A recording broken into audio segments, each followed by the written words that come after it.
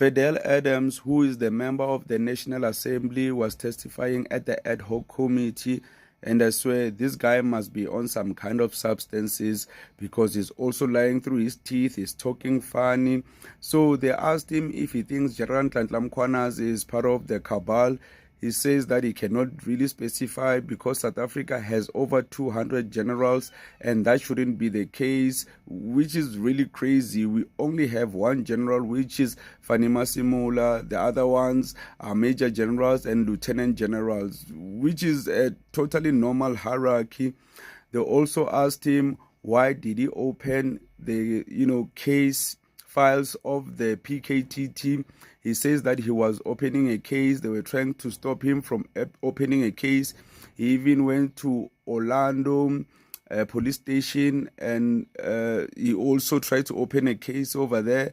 So why are you opening a case at a normal police station when you are dealing with such sensitive files? And in the first place, you're not even supposed to open such confidential files because they are not clear, they are classified, this information. So is that whole thing when it comes to the PKTT files that were not supposed to even travel from KZN to Johannesburg? Fidel Adams is one of those people who actually opened those case files and he wasn't even supposed to, which is a criminal offense in itself. When they asked him earlier, late last year, if he's going to go to the Madlanga Commission, he said, yeah, he's ready to testify. So right now he is testifying, but he's not making a lot of sense at the moment because they also asked him about Senzo Mchunu and him and other people if they are really implicated in all of this. He spins the whole thing. It's not making sense. I'd rather play the clips for you to see for yourself. I do believe that General Mkhwanazi is a constitutional delinquent. The man wants me in jail for reporting a crime. He would prefer that I cover up a crime.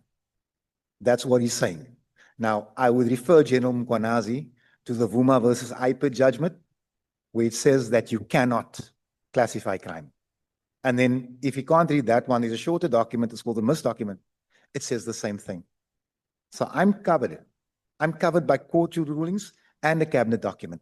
So this guy went on to check confidential classified information from the government, saw some crimes over there, and then now he's coming out and saying that he couldn't hold himself by spreading this to the public because it's a crime.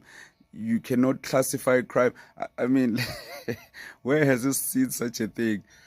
Like, it's like going to the government office right now and opening up papers and then coming to the public and telling us what's happening in government. Do you think they would